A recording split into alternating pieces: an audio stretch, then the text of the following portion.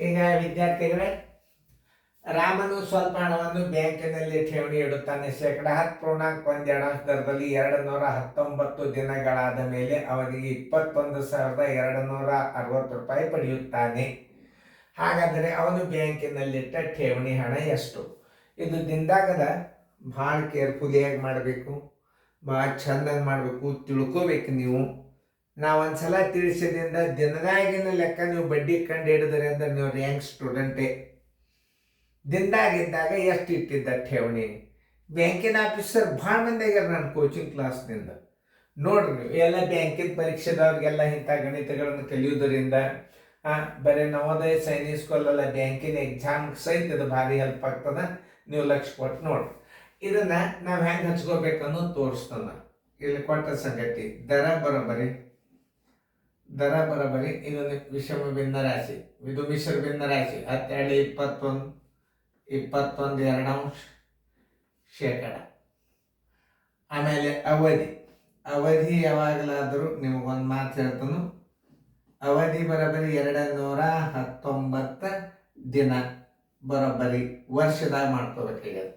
ಅದನ್ನು 219 ಮೇಲೆ ಇಡ್ರಿ, ತಳಗೆ 365 ಇಡ್ರಿ. ಇದನ್ನು ಕನಿಷ್ಠ ರೂಪಕ್ಕೆ ತೊಗೊಂಡು ಬರೀ ವರ್ಷ ಅಂತ ಬರೀಬೋದು. ದಿನಕ್ಕೆ ಬಾಚಿದ್ರೆ ಏನು ಬರ್ತದೆ? ವರ್ಷ ಬರ್ತದೆ. ನೋಡ್ರಿ, 73 ಮೂರ್ಲೆ ಆಗ್ತದೆ. 73 ಮೂರ್ಲೆ 73 5ಲೆ ಅಂದ್ರೆ 3/5 ವರ್ಷ ಆಯಿತು. ನೋಡ್ರಿ, 3/5 ವರ್ಷ. ನೋಡ್ರಿ 73ಕ್ಕೆ ನೋಡ್ರಿ ಮಾಡಿ ನೋಡ್ರಿ, ನೀವು ಬರ್ತದಿಲ್ಲ. ನೋಡ್ರಿ, 3 ಮೂರ್ಲೆ 9, 3 7ಲೆ 21, 3 5ಲೆ 15, 3 5ಲೆ ಇದು 5 7ಲೆ 35, 30. ನೋಡಿ, 73ಕ್ಕೆ 3ಲೆ ಗುಣಾಕಾರ ಮಾಡಿದ್ರೆ 219, 5ರಲ್ಲಿ ಗುಣಾಕಾರ ಮಾಡಿದ್ರೆ ಇದಕ್ಕೆ ನೀವು ಏನನ್ಬೇಕು? 3/5 ವರ್ಷ. 219 ದಿನ ಬರೋಬ್ಬರಿ ಏನು? 3/5, 5ನೇ 3 ವರ್ಷ. ಇದನ್ನು ವರ್ಷದಾಗ ಮಾಡ್ಕೊಂಡ್ರೆ ನಿಮ್ಮ ಗಣಿತ ಭಾಳ ಸರಳ ಬರ್ತದೆ. ಇನ್ನು ಸರಳ ಬಡ್ಡಿ ಎಷ್ಟದ? ಮತ್ತೆ ಕೊಟ್ಟಾನ, ಬಡ್ಡಿ ಕೊಟ್ಟಾನ. ಮತ್ತೆ ಕೊಟ್ಟಾಗ ಒಂದು ಸ್ವಲ್ಪ ಭಾಳ ಕೇರ್ಫುಲ್ ನೋಡ್ರಿ. ಮತ್ತೆ ಬರೋಬ್ಬರಿ ಎಷ್ಟು ಕೊಟ್ಟಾನ ಮತ್ತಂದ್ರೆ 21,260 ರೂಪಾಯಿ. ಇದು ಮೊತ್ತ. ಇನ್ನು ಕೇಳಿದ್ದೇನು? ಠೇವಣಿ ಹಣ ಅಂದ್ರೇನು? ಅಸಲು ಬರೋಬ್ಬರಿ ಎಷ್ಟು? ಅಸಲು ಬರೋಬ್ಬರಿ ಎಷ್ಟು? ಇನ್ನು ಸೂತ್ರ ಹಚ್ಕೋರಿ. ಅಸಲದ ಸೂತ್ರ ಹೆಂಗದ ಹುಷಾರಲ್ಲ ನೋಡ್ರಿ. ಭಿನ್ನ ರಾಶಿಯೋ ಎಚ್ಚರಲೆ ಮಾಡಬೇಕು. ಅಸಲು 100 ಗುಂಡ್ಲೆ 1 ವರ್ಷ. ಮೊತ್ತ ಸರ್ವಾಸವಾಗಲಿ. ಮೊತ್ತ ಕೊಟ್ಟಾಗ 100 ಪ್ಲಸ್ ಅವಧಿ ಗುಂಡ್ಲೆ ದರ. ಅವಧಿ ಗುಂಡ್ಲೆ ದರ. ನೋಡಿ, ಇದನ್ನು ಹಚ್ಕೋಬೇಕು.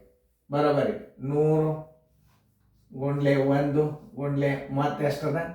21,260 ಸರ್ವಸ್ ಬಾಗ್ಲೆ. ಪೂರ್ತಿ ಉತ್ತರ ಕನಿಷ್ಠ ಎಲ್ಲ ಕ್ರಿಯೆಗಳು ಮುಗಿತನಕ ಕನಿಷ್ಠ ರೂಪಕ್ಕೆ ಹೊಡಿಬಾರದು. 100 ಪ್ಲಸ್ ಭಿನ್ನ ರಾಶಿ ಅದ.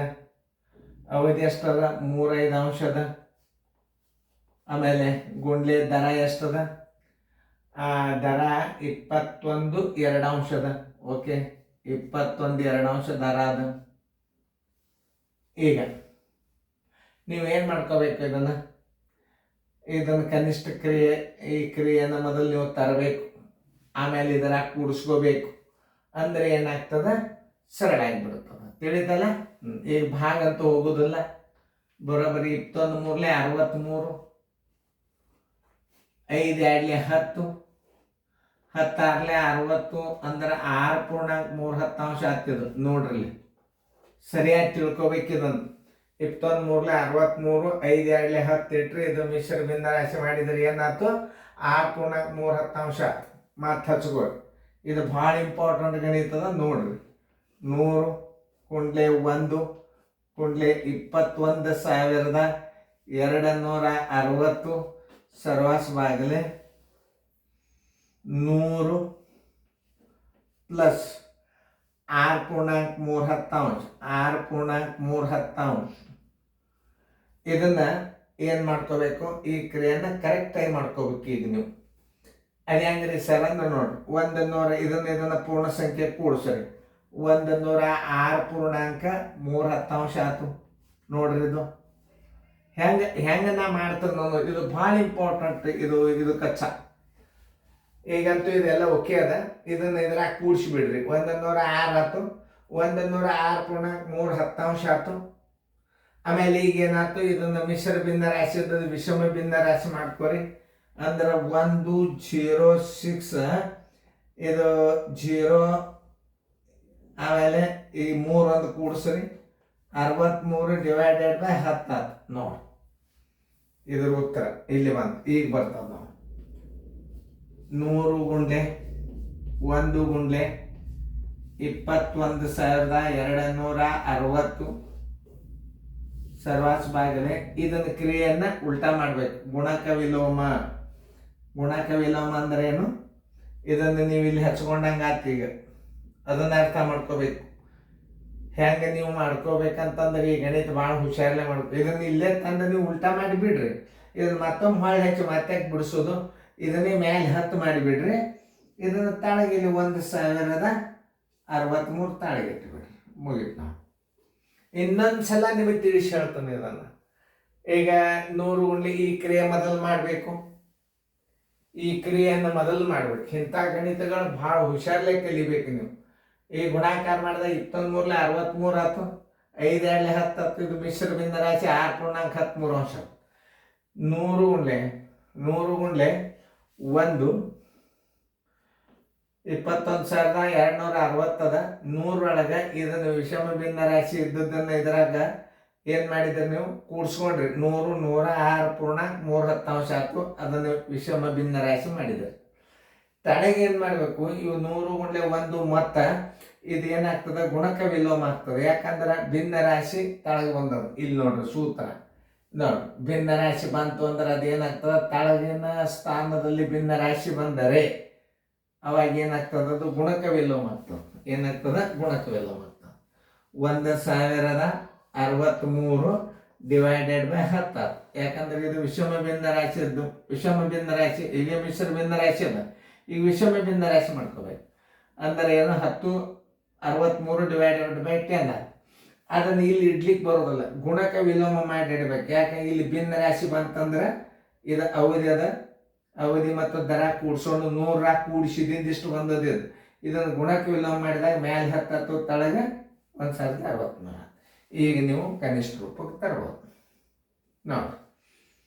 10 2 ಹೋಗ್ತದೆ ಇಲ್ಲಿ ಭಾಗ ನೋಡ್ರಿ. ಎಷ್ಟು ವಿಶೇಷದ ಗಣಿತ. 10 2 ಅಂದ್ರೆ 10 63 ಗುಂಡಿ 2 ಮಾಡಿದ್ರೆ ಅಂದ್ರೆ 21 26 ಆಗ್ತದೆಲ್ಲೋ ನೋಡ್ರಿ. ಮಾಡಿ ನೋಡ್ರಿ. 10 63 ಇಲ್ಲಿ ನೋಡಿ. 10 2 ಇದಕ್ಕೆ 2 ಗುಣಾಕಾರ ಮಾಡಿ ನೋಡ್ರಿ. ನೋಡ್ರಿ 6 2 12, 2 1 2 21 26 ಆಗ್ತಿಲ್ಲ ನೋಡ್ರಿ. ಹೊಡ್ರಿ 1 ಇದು 2 ಈ 0 ಇಲ್ಲಿ ಇಟ್ಕೊಳ್ರಿ ನೋಡಿ. ಈ ಏನು ಮಾಡ್ಬೇಕು, ಈಗ ಅಸಲ ಬರೋಬ್ಬರಿ ಎಷ್ಟು ಅನ್ನೋದು ನಿಮಗನ್ನ ಹೇಳತ್ತ. ಆನ್ಸರ್ ಅಸಲು ಬರೋಬ್ಬರಿ ಹೆಂಗೆ ಸರಳ ಹಚ್ಬೇಕು. ಇಲ್ಲಿ 10 ಅದ, ಇಲ್ಲಿ 2 0, 1 2 3 4, 2 1 2, 1 2 3 4. ಅಸಲು ಬರೋಬ್ಬರಿ 20,000. ಅಸಲು ಬರೋಬ್ಬರಿ ಎಷ್ಟು, 20,000 ನೋಡ್ರಿ. ಹೆಂಗೆ ಒಳ್ಳೆ ಅಕ್ಕಿ ಗಣಿತಗಳು ಇನ್ನೊಂದ್ಸಲ ನಿಮ್ಮನ್ನ ತಿಳಿಸತ್ನ. ಭಾಳ ಇಂಪಾರ್ಟೆಂಟ್ ಅದ ಇದು ಗಣಿತ. ಇದನ್ನು ಸರಿಯಾಗಿ ತಿಳ್ಕೋಬೇಕು. ತಿಳ್ಕೊಂಡು ಗಣಿತಗಳನ್ನು ಮಾಡಬೇಕು. 100 ಪ್ಲಸ್ ನೋಡಿ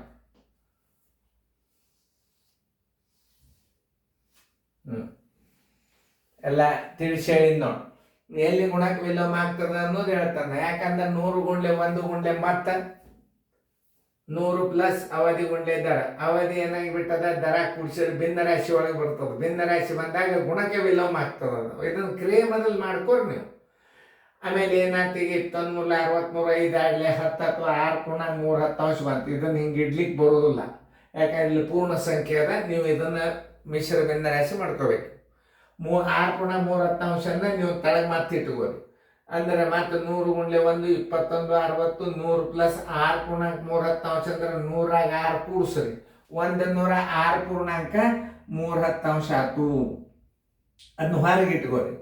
106 ಪುಣಾಂಕ 3 10 ಬರೋಬ್ಬರಿ 10 63 ಡಿವೈಡೆಡ್ ಬೈ 10 ಆಯ್ತು. ಇದ್ರ ಉತ್ತರ ಇಲ್ಲಿ ಬರ್ಬೇಕೆ, ಅದನ್ನು ಗುಣಕ್ಕೆ ವಿಲೋಮ ಮಾಡಿ ಇಡ್ಬೇಕು. ಯಾಕೆ ಈ ತಳಗಿನ ಬಾಜು ಭಿನ್ನ ರಾಶಿ ಆಗಬಾರ್ದು.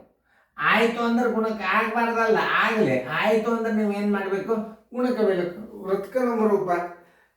ಅದನ್ನು 1063 ತಳಗೆ 10 ಮೇಲೆ ಇಟ್ರಿ ಅಂದ್ರೆ 20,000 ರೂಪಾಯಿ ಅಸಲ. ನೋಡಿ ಎಷ್ಟು ಇಂಪಾರ್ಟೆಂಟ್ ಅದ ಗಣಿತ. ಸರಿಯಾಗಿ ನೋಡ್ಕೊಂಡು ಇಂಥ ಗಣಿತಗಳನ್ನು ನೀವು ಮಾಡಿದರೆ ದೊಡ್ಡ ಗಣಿತ ಮಾಡಿನೂ. ಈಗ ನೀವು ಇಲ್ಲಿವರೆಗೆ ಏನು ಕಂಡು ಹಿಡಿದ್ರಿ, ಸರಳ ಬಡ್ಡಿ ಕಂಡು ಹಿಡಿದ್ರಿ, ಮೊತ್ತ ಕಂಡು ಹಿಡಿದ್ರಿ. ಈಗ ಏನು ಅಸಲು ಕಂಡು ಹಿಡಿದ್ರಿ, ಬಡ್ಡಿ ಕೊಟ್ಟಾಗ ಅಸಲು ಕಂಡು ಹಿಡಿದ್ರಿ, ಮೊತ್ತ ಕೊಟ್ಟಾಗ ಅಸಲು ಕಂಡು ಹಿಡಿದ್ರಿ. ಈ ಅನುಕ್ರಮ ನಂಬರ್ದಾಗ ಎಲ್ಲ ವಿಧದ ಗಣಿತಗಳು ಬರ್ತಾವೆ. ಅವುಗಳನ್ನೆಲ್ಲ ಕಲ್ತಿಂದ ನಿಮಗೆ ವಿಸ್ತೀರ್ಣ ಸುತ್ತಾಡ್ತೆ ಅನುಪಾತದ ಮೇಲಿನ ಗಣಿತಗಳು ಬರ್ತಾವೆ ಕ್ರಮಬದ್ಧವಾಗಿ. ಇದು ಬಹಳ ದೊಡ್ಡ ಅನುಕ್ರಮ ನಂಬರ್. ಇದು ಎಷ್ಟು ನಮೂನಿ. ಇದರ 4 ಸಂಗತಿಗಳನ್ನು ಕೇಳ್ತಾ 4 ಸಂಗತಿಯ ಉದಾಹರಣೆಗಳು ನಿಮ್ಗೆ ಇದರ ಬರ್ತಾವೆ. ಅದಕ್ಕೆ ನೀವು ಚೆಂದಾಗಿ ನೀವು ಲಕ್ಷ್ಯ ಕೊಟ್ಟು ನೋಡಿಬಿಟ್ರಿ ಅಂತಂದ್ರೆ ಯಾವ ಗಣಿತನೂ ಬೇರೆ ಆಗೋದಲ್ಲ.